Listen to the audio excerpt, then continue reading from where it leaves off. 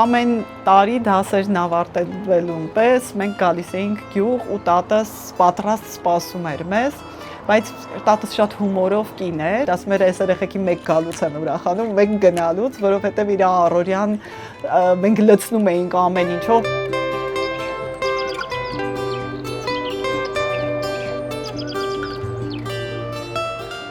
Ու այս գյուղական տունը դառնում էր մի հատ սենց աղմուկի, խրախճանքի հավաքատեղի, իսկ պապս շատ խիստ մարդ էր, այդ հումորի եւ այլնի նկատմամբ իրան ասում էին թագավոր Կոստյա, որովհետեւ այս անտառի անտառապետներ ու շատ բծախնդիր էր ամեն կարգ ու կանոնի նկատմամբ, հա, այսինքն երեխաները պետքա բոլորը ժամին հավաքվեին, ճաշի, առավոտյան պետքա բոլորը իրենց տեղում լինեին, ինքը եթե նստած էր ոչ մեկս չպետք է վեր կենայինք սեղանից, այս շատ հետաքրքիր դրվագներով համեմված էր մեր կյանքը, տատս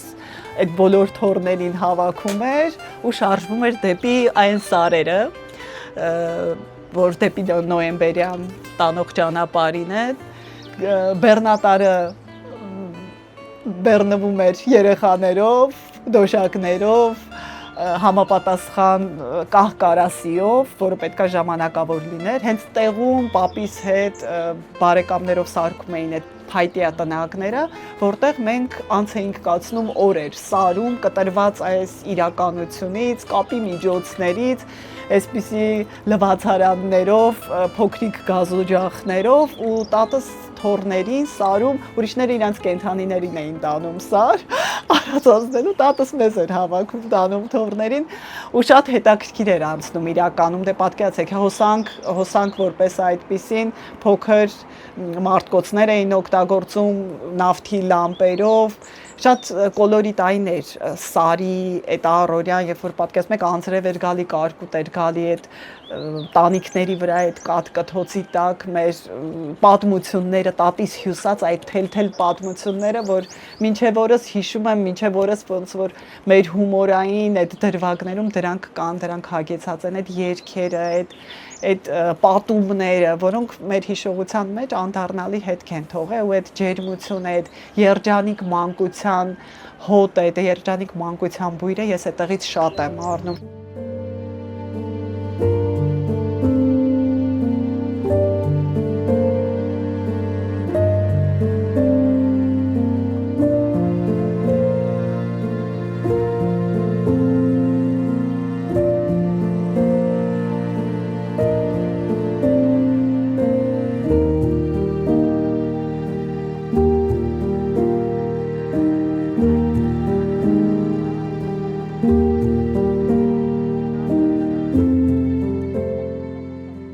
Շատ էի տպավորվում, երբ տատիս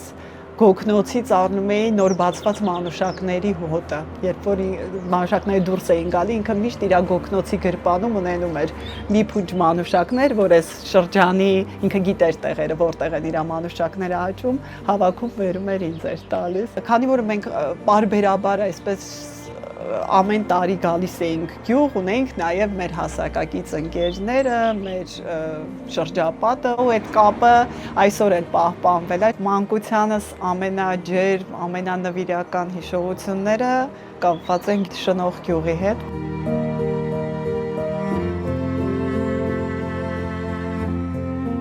Երջանիկ մանկություն են ունենում են երեխաները, ովքեր որևէ ձևով կապ են ունենում գյուղի հետ, գյուղական միջավայրի,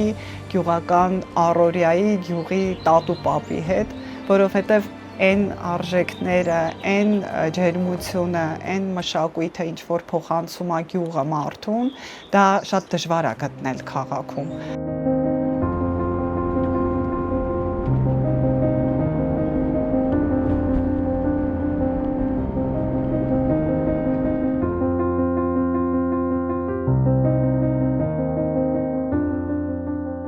Ընտանիքը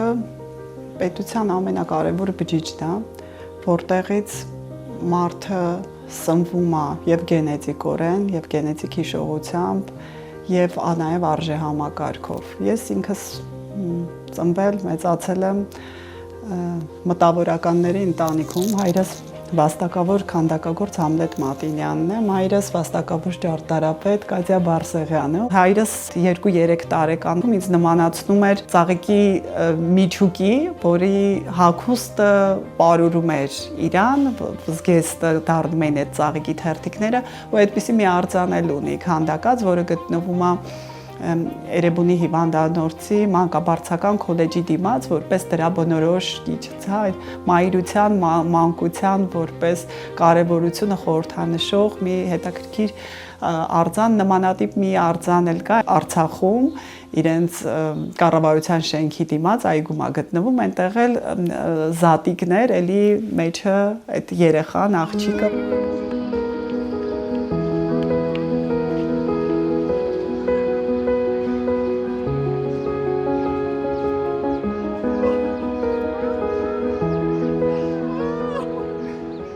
Ընտանիքն ինձ համար պետությամբ հենց փոքր մոդելն է եւ շատ կարեւոր է որ այդ ընտանիքը լինի ամուր, իր արմատին կպած, որովհետեւ երբ որ ամուր է արմատը, սաղարթը, տերևները միշտ շատ առողջ են լինում, պտուղները, երեխաները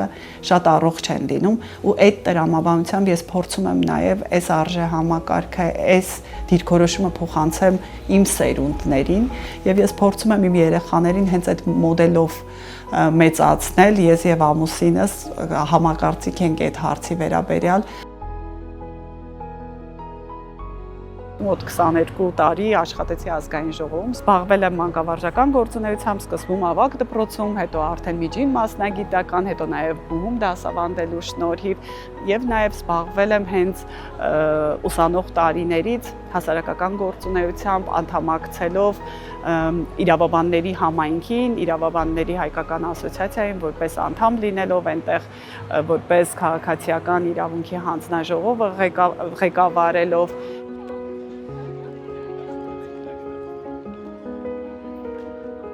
Մեր կուրսը կարողացավ բեկում մտցնել համալսարանի իրավաբանական ֆակուլտետում, երբևէ ընդունված սովորույթների, երբևէ ընդունված կարծրատիպերի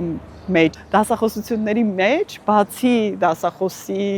տված դասախոսության բուն թեմայից, նաև փակագծերում հասցնում էի սղագրել այն ամեն ինչը, ինչ որ կուրսում տեղի էր ունենում։ Ու շատ հետաքրքիր է, որ այդտեղ գերակշռում էին հատկապես Թաթոյանի հնչեցրած հումորային ակնարկները, հումորային ռեպլիկները, իրար խորհուրդ տալու, իրար հետ փոխգործակցելու կուլտուրան կարծես մնաց մեր կուրսի մեջ ու տարիներ հետո նաև մեր այդ արժեհամակարգային գաղափարական ընդհանրությունները առիթ հանդիսացան, որ մենք նաև միավորվենք մի նպատակի շուրջ կա երկու հիմնաքար, որոնք մարդկության համար միշտ երանելի են եւ հենց այդ երկու կատեգորիայի փնտրտուքի միջով է մարտանցնում, դրանք ճշմարտությունն ու արդարությունն է։ Ու կյանքը որևէ պարագայում գտնում այդ արդարության ու ճշմարտության իրականացման եղանակը։ Մենք մեզ վրա վերցրեցինք այդ պատասխանատվությունը, որ տիրապետում ենք իսկապես այդ գործիքակազմին ու հմտություններին, հավատալով, որ արդարությունը այնուամենայնիվ գալիս է։